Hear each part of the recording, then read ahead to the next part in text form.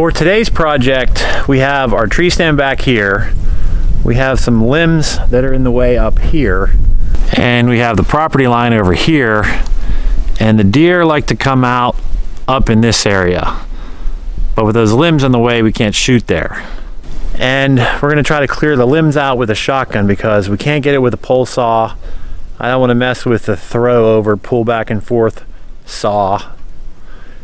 And if this works, then we don't have to get out a ladder, an extension ladder, plus the pole saw. So from up here in the tree stand, we would like to be able to shoot way up this path. But as you can see, we have a lot of branches in the way. Now I don't mind if like this big limb stays there, but the ones coming off of it, I'd like it for them to go. And if this branch stays, that's okay. But the smaller ones coming off of it, I'd like to get rid of those if possible. At this point, if you want to jump right to the action, then you can skip ahead to 2 minutes and 36 seconds. If you want to check out an old Sears and Roebuck 20 gauge bolt action shotgun, then just keep watching. Before we shoot today, I have this 20 gauge shotgun. It says J.C. Higgins model 583.19, Sears, Roebuck and Company, and it's bolt action. This was in my wife's closet. It was one of her grandfather's guns, so functionally it seems like it's fine. All right, the safe is, when you pull the safe back, that's off safe and then it does fire. First we're gonna put some shells in and see if they'll cycle. All right, it's on safe. There's one in the tube here. So let's see what happens. Okay, it is loaded. It's on safe. Put it on fire. Shoot it. Okay, guess it works. Felt pretty good. Ejected the shell.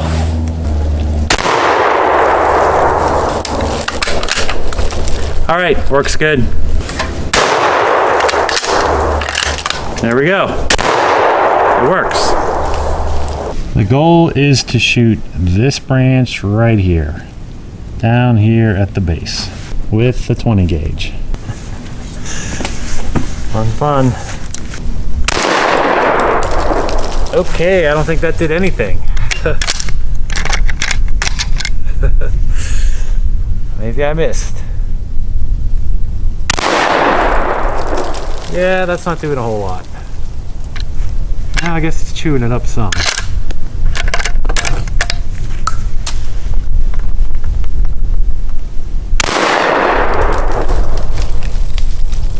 I say we switch to the 12 gauge.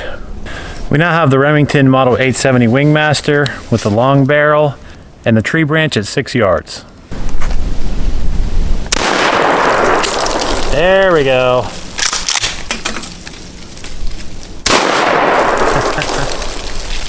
That'll work. Guess I'll try to blast a few more while I'm up here.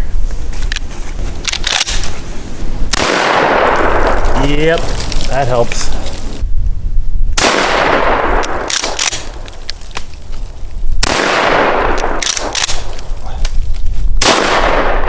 Oh yeah. Perfect. So yeah, that worked pretty good. That's all the close branches. The rest I'm gonna get from the other side over there, from this green area over here, because from there it's gonna be closer to, see, like this branch here and this branch here. Those are the ones that are in the way right now.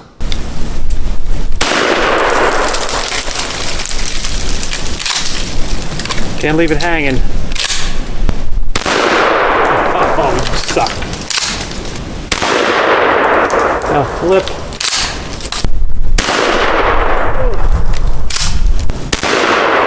What the heck? So I couldn't get that branch that was hanging, so we're gonna move on to some little ones. Stupid freaking branch.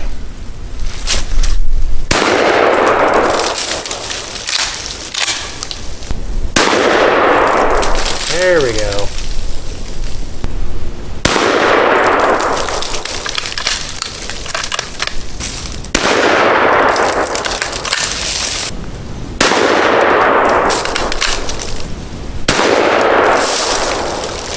right, let's go check that.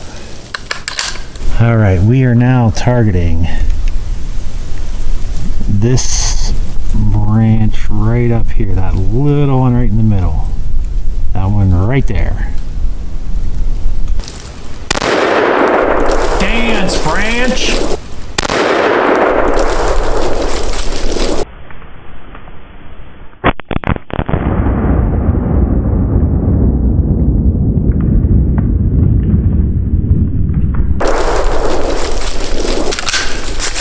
All right, we got that one. Now there's a couple more up from there. Somewhere up in this area. That one.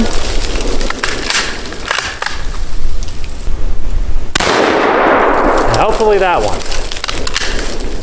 So it turned out that those last two branches were the ones that I wanted to get rid of. So now if you look at the red circle, we can shoot with rifles all the way out to about 80 yards up that property line. I would definitely use this method again to make shooting lanes. Our primary method for making shooting lanes will still be the loppers and the bow saw and the pole saw. But for stuff that's hard to reach, if you have the gun and the ammo, this is definitely the way to go.